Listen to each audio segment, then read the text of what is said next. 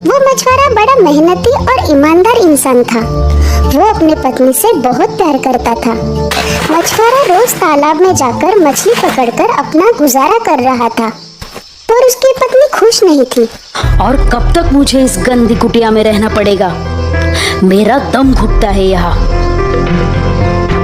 प्रिय, तुम्हें खुश करने के लिए मैं क्या करूं?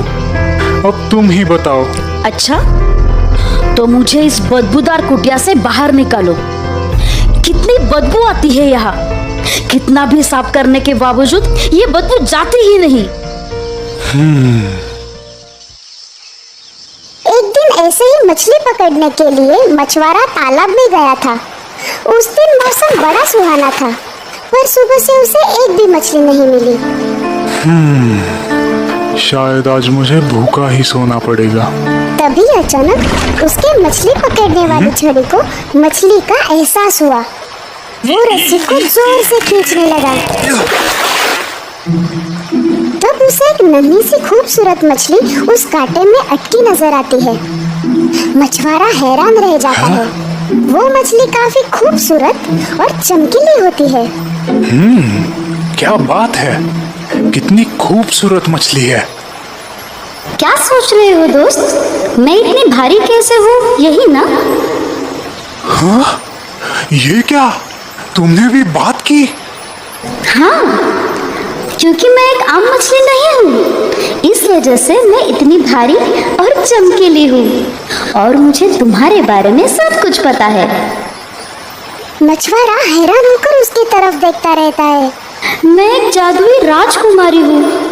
मुझे जाने दो, मुझे मत मारो। मुझ में खाने जैसा कुछ नहीं है। मुझे जाने दो। तुम जा सकती हो, मैं तुम्हें कुछ नहीं करूँगा। धन्यवाद, तुम कितने अच्छे हो। मछुआरा अपनी खाली टोकरी लेकर घर की ओर दौड़ने लगा। उसे इस अद्भुत मछली के बारे में अपनी पत्नी को बताने की बड़ी उत्सुकता थी। ये क्या, आज तुम ऐसे ही खाली हाथ आ गए? फिर हम आज खाएंगे क्या? नहीं, मैंने आज एक बहुत ही अद्भुत मछली पकड़ी थी। बोलने वाली मछली, एकदम इंसानों जैसे बोलने वाली मछली। क्या, बोलने वाली मछली? हाँ, उसने मुझे बताया कि वो एक जादुई राजकुमारी है। क्या? और तुमने उसे ऐसे ही जाने दिया? मतलब? तुम्हें पता है ना हम कितने गरीब हैं। हमारे पास एक बदबूदार कुटिया है। तुम उसकी जान के बदले जो चाहे मांग सकते थे। कम से कम तुम उससे एक बड़ा सा घर तो मांग लेते। प्रिय, हमें जो है उसमें खुश रहना चाहिए। मुझे कुछ नहीं सुनना। तुम अभी जाओ, नहीं तो मैं तुमसे बात नहीं करूंगी। अब मछुआरे के पास समुंदर की ओर जाने के अलावा कोई चारा नहीं था। वो फिर उसी जगह पर आता है, पर अब उस जगह का माहौल थोड़ा अलग है। पानी अब थोड़ा हरा हो चुका है। जादुई मछली, क्या तुम मुझे सुन रही हो? मुझे तुम्हारी मदद चाहिए। हाँ? मेरी छोटी सी कुटिया में मेरी पत्नी खुश नहीं है। वो बंगले में रहना चाहती है। क्या तुम घर वापस जाओ, उसे वो मिल चुका है। मछुआरा हैरान होता है और अपने घर की ओर भागता है। उसकी कुटिया एक शानदार बंगला बन चुकी थी। प्रिय, क्या अब तुम खुश हो? हम यहाँ हमेशा के लिए रह सकते हैं। क्या, हमेशा के लिए? कुछ दिन बीत जाते हैं।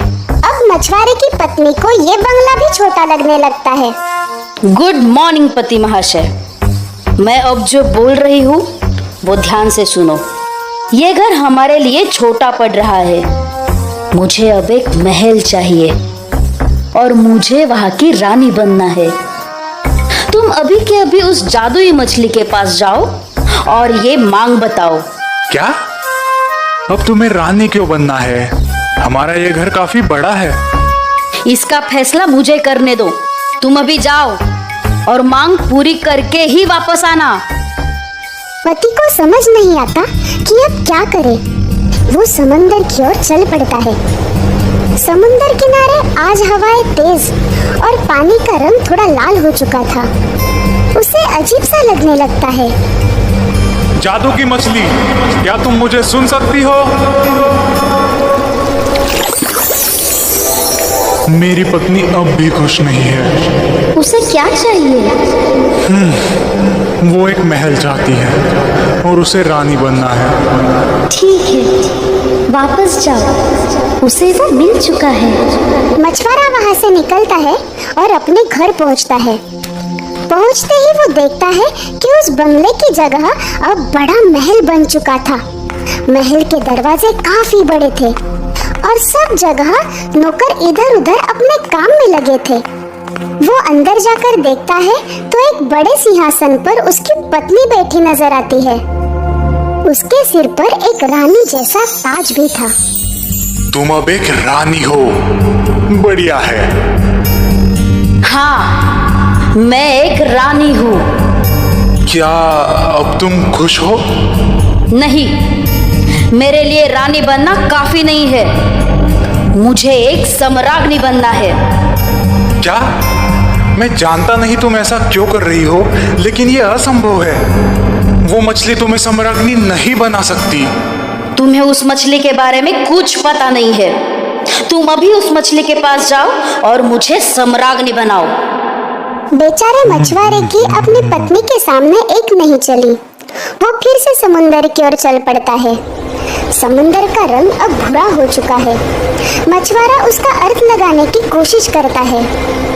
जादू की मछली, क्या तुम मुझे सुन सकती हो?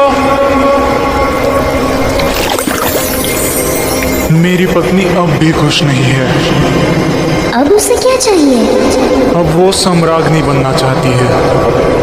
वापस जाओ, वो अब बन चुकी है। जैसे ही वो महल की ओर पहुंचा, उसने देखा कि घर के सभी दरवाजे बड़े और सोने के हो चुके थे। अंदर उसकी पत्नी एक सोने के सिंहासन पर बैठी थी। उसके हाथ में एक बड़ा सा राजदंड था। उसके बाजू में दो दासियां उसकी सेवा में लगी हुई थी। प्रिय, तुम सच में अब सम्राज्ञी हो? मुझे तो विश्वास ही नहीं हो रहा। हाँ तो मैंने तुम्हें बताया ना, वो मछली सब कुछ कर सकती है। हाँ बिल्कुल, तुमने कहा था। पर क्या अब तुम खुश हो? मुझे नहीं पता। मछुआरा मन ही मन डर रहा था कि पत्नी और किसी चीज की मांग न कर बैठे, और उसकी पत्नी लगातार ये सोच रही थी कि किस बात से उसे और खुशी मिलेगी। इस दौरान कई दिन निकल जाते हैं, पर हर रात उसकी पत्नी चांद और तारों की तरफ देखते सोचती रहती। एक रात वो सोचते सोचते थक जाती है और उसे नींद आने लगती है।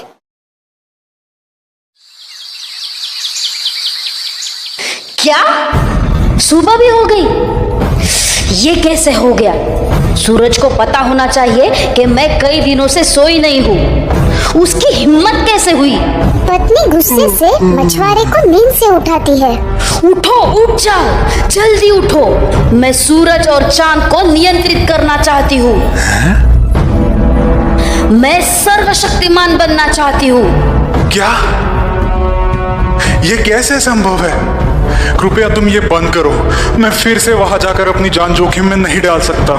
ऐसे कुछ नहीं होगा। मैं हम दोनों के जीवन की मालकिन बनूंगी। तुम अभी मछली के पास जाओ और मुझे सर्वशक्तिमान बनाओ। क्या? तुम्हें अंदाजा भी है कि तुम क्या मांग रही हो? मुझे कुछ नहीं सुनना। तुम अभी जाओ, नहीं तो मैं तुमसे बात नहीं करूंगी। मछुआरा अपनी पत्नी से बहुत प्यार करता था, इसलिए वो उसे खुश देखना चाहता था। पर उसे पता था कि जो हो रहा है वो गलत है। मछुआरा समुंदर की ओर निकलता है। समुंदर पर अब तूफान आ चुका था और पानी का रंग भी काला हो चुका था। हाँ? ये सब क्या है? जादू की मछली, क्या तुम मुझे सुन सकती हो?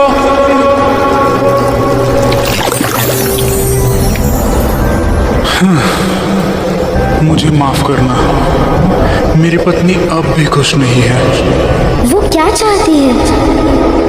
अब वो सर्वशक्तिमान बनना चाहती है। वापस जाओ, वो ये पहले ही पा चुकी है।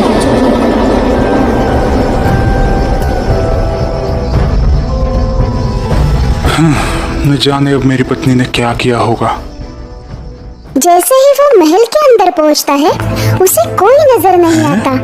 पूरा महल खाली रहता है। ये क्या? प्रिय, तुम कहाँ हो? प्रिय,